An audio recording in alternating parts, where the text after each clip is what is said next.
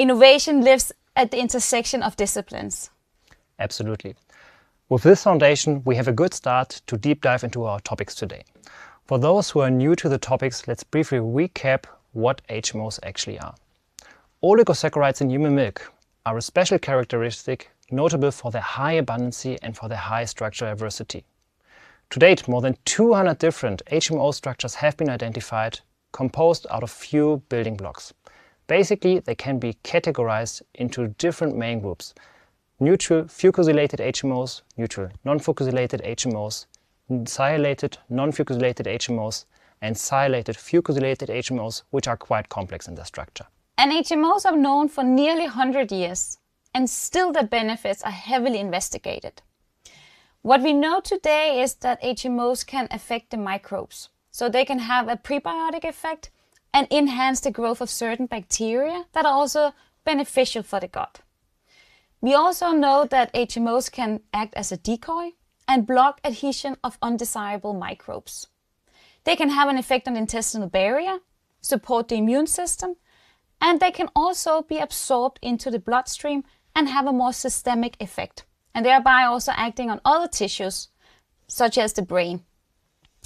Together, these benefits are both coming from the microbes through metabolites, but they're also coming independently of the microbes.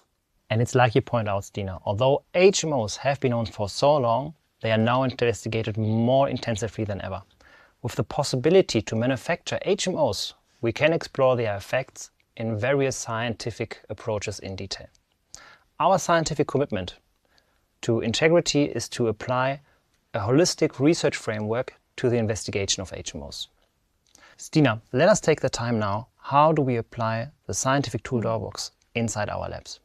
So Yannik, we use the entire scientific toolbox, all the way from preclinical research to human research, and vice versa. And we do that because we want to gather as much scientific evidence on HMOs as possible. And here we need the entire toolbox, because each approach has its own advantages and disadvantages. So let's start with the in vitro research. This is with the purpose of understanding the mechanism of action.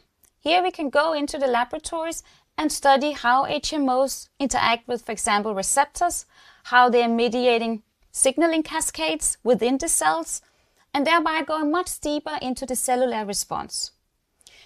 We also know there are more than 200 different structures. So again, we can go back to the lab, study many of these different structures, and understanding where are the structures different and where they're similar.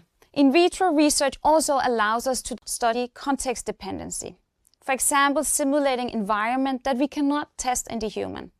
An example is when we are studying how HMOs can act as a decoy and thereby block adhesion of certain unfavorable microbes on the intestinal line.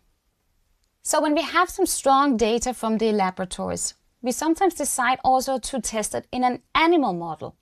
And this is with the purpose of have the full body effect. Also, we have the opportunity here to identify potential biomarkers that could also be relevant to study in a human study. But of course, the ultimate is always to test the effect in a human study. And here we have two different approaches.